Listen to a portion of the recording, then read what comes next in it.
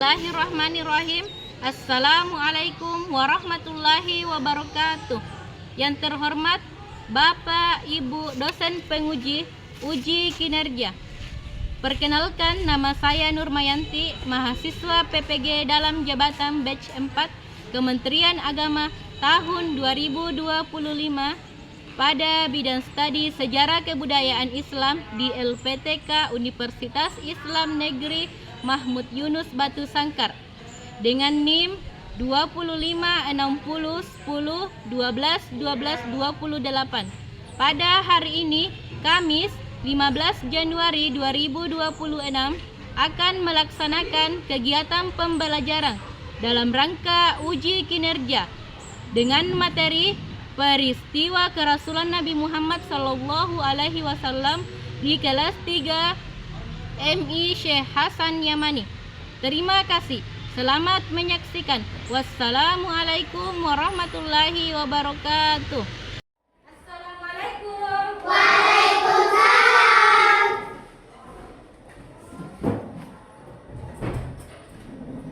Bismillahirrahmanirrahim. Assalamualaikum warahmatullahi wabarakatuh. Waalaikumsalam warahmatullahi wabarakatuh. Apa kabar semua anak-anakku?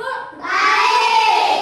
Alhamdulillah. Pada hari ini kita masih diberi kesempatan oleh Allah Subhanahu wa taala untuk tetap melaksanakan pembelajaran setiap harinya pada mata pelajaran Sejarah Kebudayaan Islam.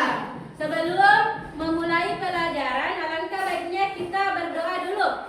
Siapa ketua kelasnya?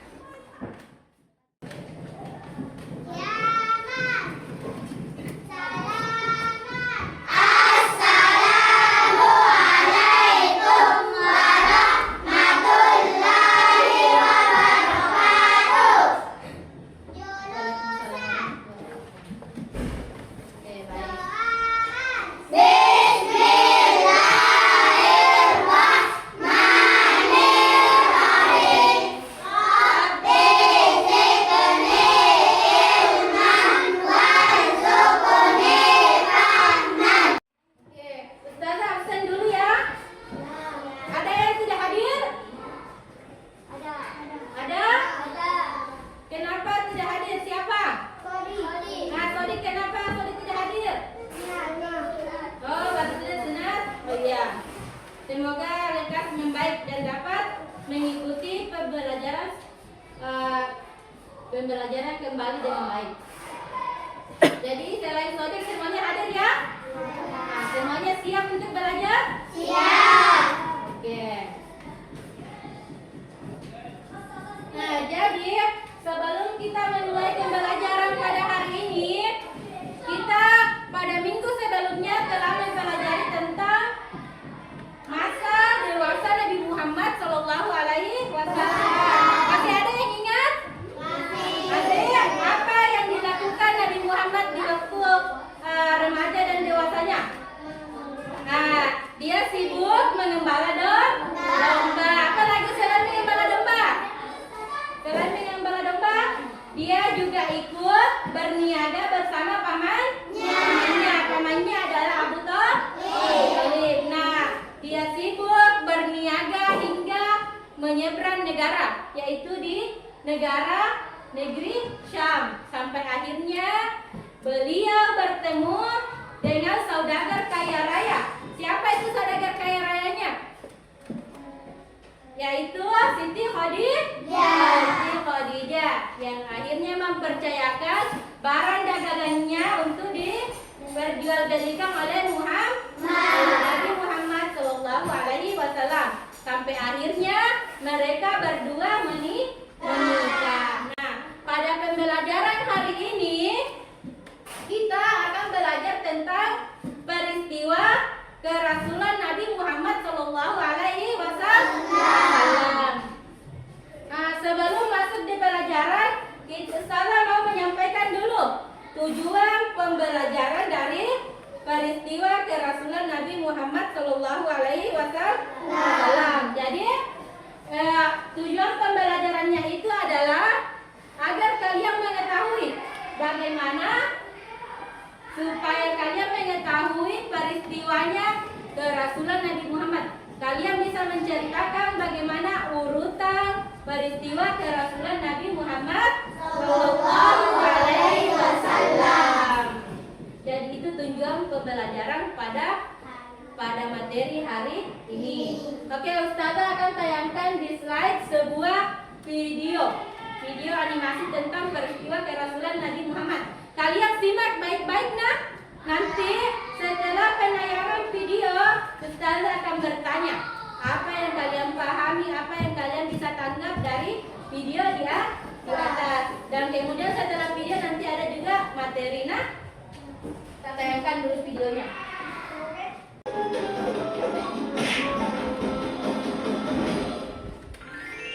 Kisah Nabi Muhammad Sallallahu Alaihi Wasallam, peristiwa kenabian dan turunnya wahyu. Pada usia 40 tahun, Muhammad sering menyebut namanya. Setelah merasa terjadi hal-hal aneh pada dirinya, Muhammad memilih untuk bertahan dus atau menyendiri di Gua Hiro yang letaknya jauh dari keramaian. Dengan berbekal roti gandum dan air, Muhammad berangkat menuju Gua Hiro. Khadijah mengantar suaminya sampai ke depan rumah dengan penuh keikhlasan. Tak ada sedikit pun keluar dari bibirnya perkataan yang memberatkan kepergian suaminya. Berjarak agak jauh dari kota Mekah, terdapat sebuah gua kecil di Jabal Nur yang berukuran panjang 4 hasta dan lebar 1,75 hasta. Hanya muat 1 atau 2 orang di dalamnya. Ada alasan tersendiri mengapa Muhammad memilih Gua Hiro sebagai tempat untuk bertahan dus. Pertama, letak Gua Hiro jauh dari jangkauan manusia. Mustahil orang-orang singgah kemari untuk urusan sehari-hari. Kedua, Gua Hiro memiliki 2 sisi. Sisi pertama adalah pintu masuk, dan sisi satunya adalah celah yang menghadap langsung ke Ka'bah.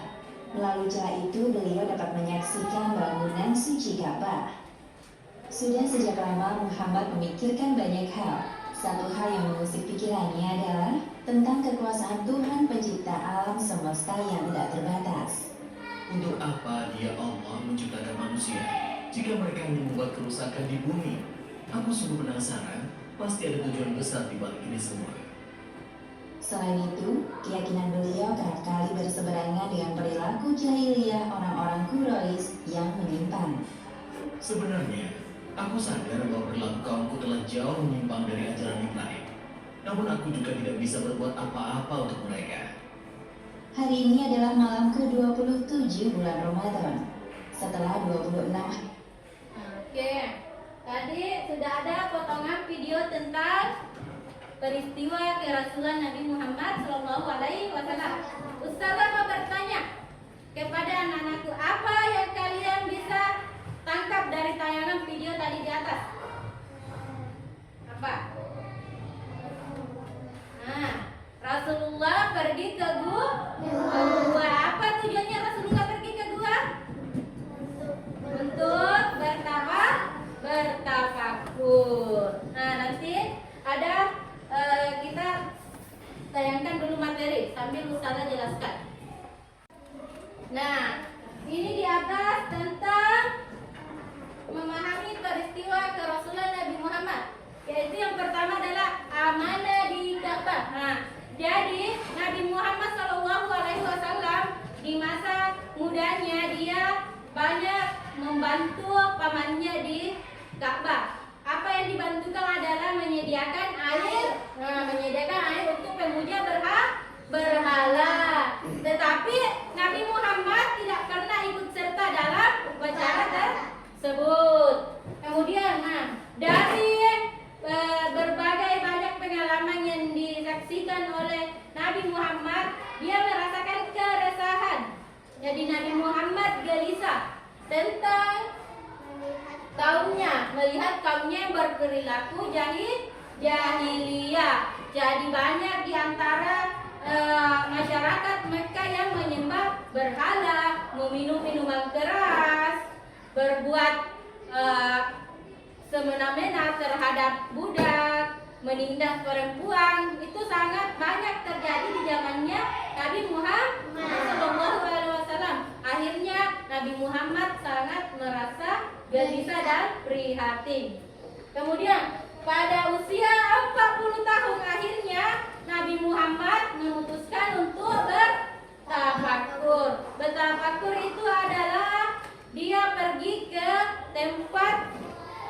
sebuah tempat yang teramat sempit. Apa namanya itu? Gua Hira yang ada di Jabal Nur atau di Gunung Nur, untuk merenung dan mengasingkan diri. Nah, dia apa tujuannya pergi bertafakur? Tujuannya adalah untuk mencari solusi supaya bagaimana ini umatnya bisa keluar dari perbuatan jahiliyahnya, dan bisa meninggalkan penyembahan berhala. Nah, itu Gua Hira terletak di Gunung Nur, sekitar 6 km utara dari Masjidil Haram, atau dia ada di Jabal Nur. Kemudian, selain mencari solusi, dia juga menjauhkan diri dari kehidupan duniawi. Dengan bertafakur, beliau terhindar dari pergaulan bebas yang mengarahkan ke perbuatan buruk. Dia terhindar dari akhlak buruk. Nah, di Gua Hira itu adalah tempat yang sangat sempit, gelap, licin dan terjal. Jadi hanya orang-orang tertentu yang mau pergi ke sana. Salah satunya adalah Nabi Muhammad Shallallahu Alaihi Wasallam. Nah, dia juga melakukan ibadah malam. Bertahanus, beribadah sepanjang malam. Kemudian apa tujuannya? Untuk menjauhkan diri dari dosa, dari perbuatan dosa dan tercela. Nah, kenapa Muhammad pergi bertafakur dan bertahanus di Gua Hira? Karena dia sangat prihatin terhadap keadaan masyarakat Arab. Dia pergi mengadukan kepada Allah bagaimana bisa dia menjauhkan masyarakat Arab dari perbuatan keji dan mungkar dan penyembahan berhala. Jadi Nabi Muhammad itu berharap suatu ketika orang-orang di Makkah itu dapat berubah. Mereka dapat memperbaiki perilaku buruk dan tercelanya. Melalui tafakur, dia itu bertafakur sambil membersihkan dirinya dan hatinya dari perbuatan duniawi yang menyimpang. Pembersihan hati ini supaya keprihatinan mendalam terhadap perilaku masyarakat Makkah yang menyimpang. Niat sucinya bermunajat, berdoa kepada Allah agar kaumnya mendapat hidayah. Yang terakhir adalah hati yang bersih. Hati yang bersih terhindar dari urusan duniawi dan fokus beribadah kepada Allah Subhanahu wa Ta'ala. Sampai di sini ada yang mau bertanya? Ada yang mau bertanya tentang materi di atas? Tidak ada? Atau ustazah yang mau bertanya? Apa salah satu alasannya kenapa Nabi Muhammad memutuskan untuk bertafakur di Gua Hira? Kenapa? Ada yang bisa menjawab? Angkat tangannya. Angkat tangannya, Cak. Angkat ya. Ya, berdiri, Cak. Apa? Berdiri.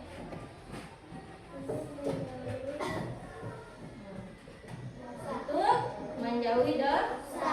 Menjauhkan diri dari perbuatan dosa.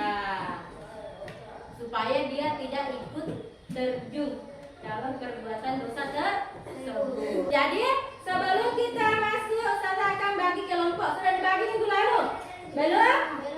Belum dibagi ya? Oke, kita bagi kelompok ya. Ini kelompok 1. Ini kelompok 2. Ini kelompok 3 dan ini kelompok 4. Oke, sebelum kita masuk untuk berdiskusi kelompok, kalian akan diberikan sebuah pertanyaan. Nah, di pertanyaan itu kalian diskusikan dengan teman kelompok kalian. Ada ketuanya, ada anggotanya, masing-masing ini 4 orang. Nah, jadi kalian diskusikan, rumuskan pertanyaan dari pembagian LKPD yang nanti Ustazah akan bagikan. Tulis jawabannya. Nah, itu jawaban yang kalian tulis adalah hasil diskusi kalian semua. Nanti setelah didiskusikan, masing-masing kelompok menampilkan atau mempresentasikan hasil jawabannya. Oke? Sebelum kita bagikan LKPD-nya, semuanya berdiri dulu.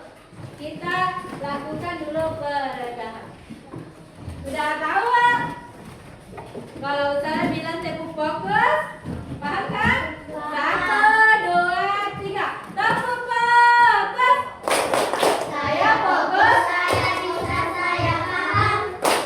Saya fokus, saya bisa, saya paham. Saya fokus, saya bisa, saya fokus, saya paham. Siap untuk belajar lagi.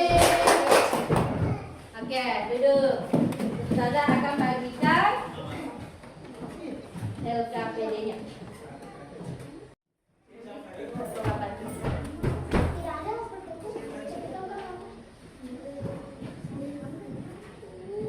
Tulis nama ketua.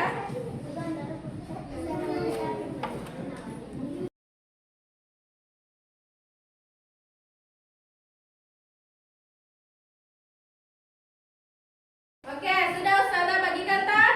Nah, jadi kalian tulis namanya, tulis nama ketua, anggota, baru kalian pelajari jawaban baik dari pertanyaan di sini. Nah, jawab baik-baik. Rumuskan dengan teman kelompoknya. Nah, tulis. Jawab, Ina, jawab. Jadi di situ itu ada 2 pertanyaannya. Nah, yang pertama itu apa alasan yang mendasari Nabi Muhammad Shallallahu Alaihi Wasallam bertafakur di gua Hira? Jelaskan alasannya. Biar tidak sesuai sekali dengan Pak Dery bilang berusaha, yang penting mendekati jawabannya. Rumuskan, pakai bahasa kalian sendiri, ya. Pakai bahasa sendiri. Nanti naik, kalian nanti naik di depan. 1 orang atau 2 orang, 1 kelompok. Kenapa bisa dijawab? Jawab pertanyaannya itu, jawab. Rumuskan semua, namanya orang diskusi kelompok. Kalau orang itu diskusi kelompok, semua merumuskan pendapat. Nanti digabungkan.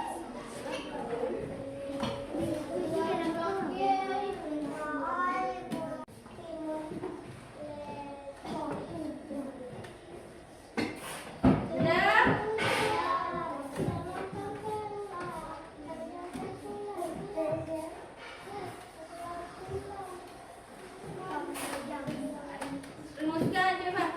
Siapa yang sudah selesai? Bisa naik di depan. Kalau kelompok 1 sudah siap, bilang ya, sudah suruh naik. Tampil di depan.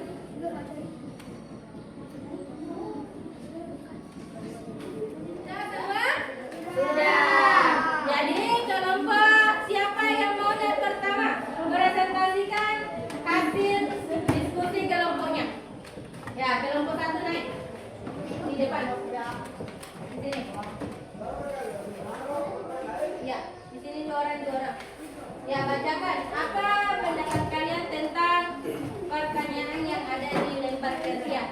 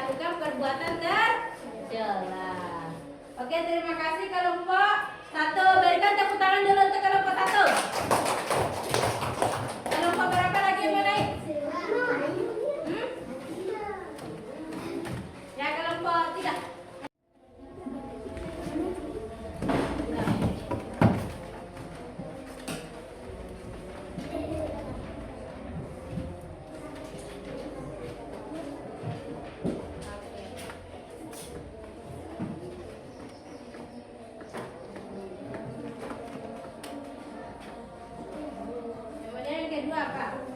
Mengapa Gua Hira?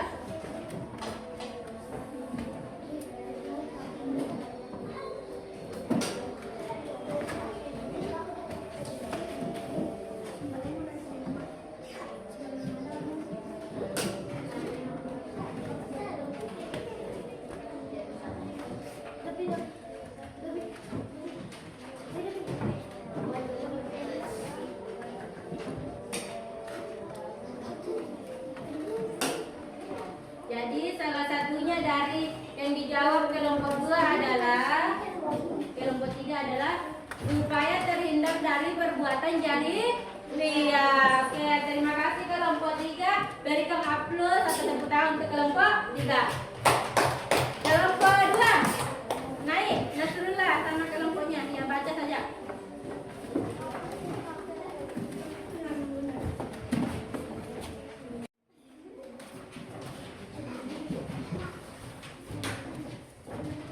Ya, baca Nasrullah.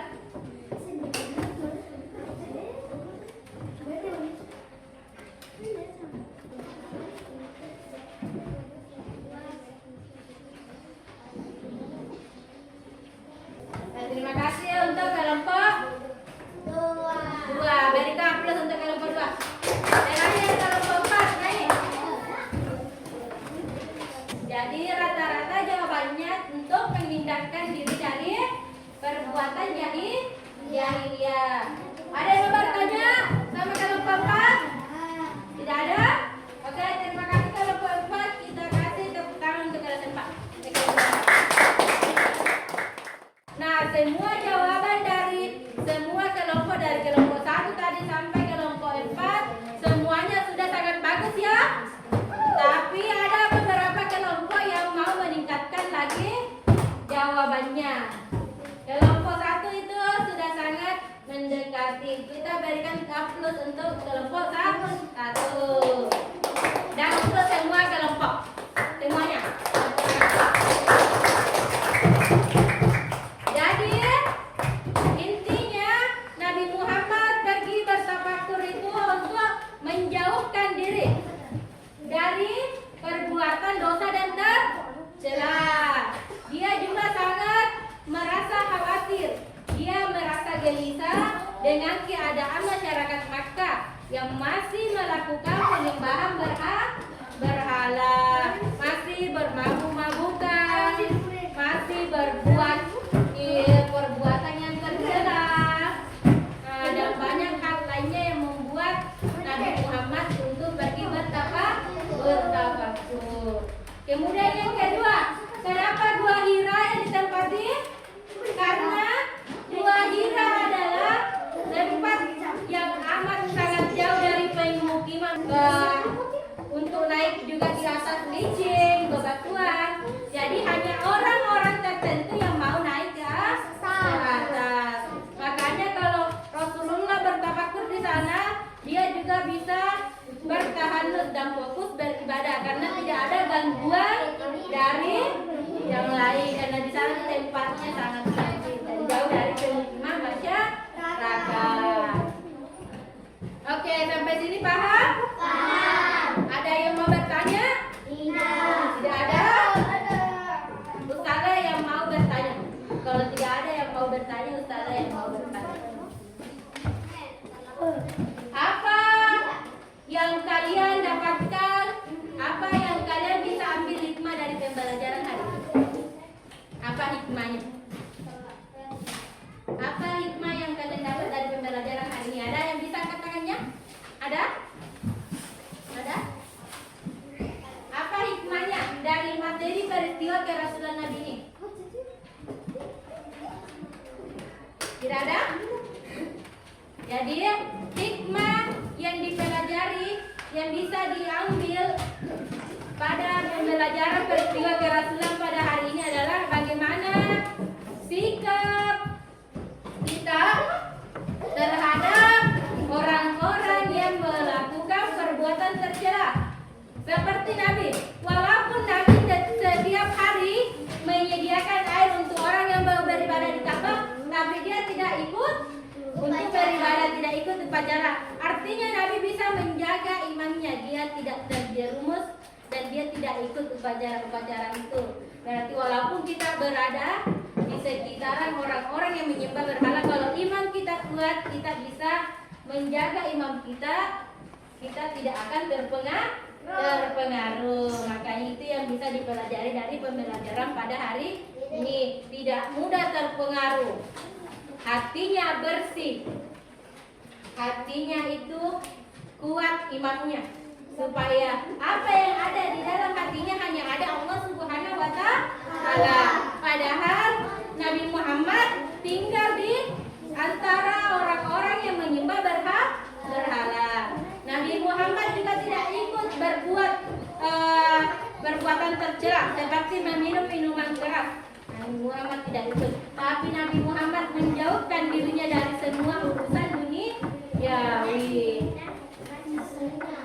Jadi semoga apa yang kita pelajari hari ini dapat kita terapkan di kehidupan sehari-hari dan dapat bermanfaat bagi anak-anakku semua. Sebelum kita akhiri pelajaran hari ini, mari kita bersama-sama mengucapkan Alhamdulillahirabbil alamin. Sebelum pulang, baiknya kita dulu berdoa. Siapkan kaca gelapnya untuk berdoa.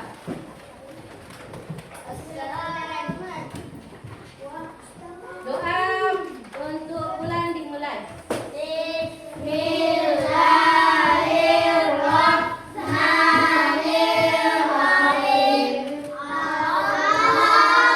Allahumma arhamna bil Qur'an waj'alhu lana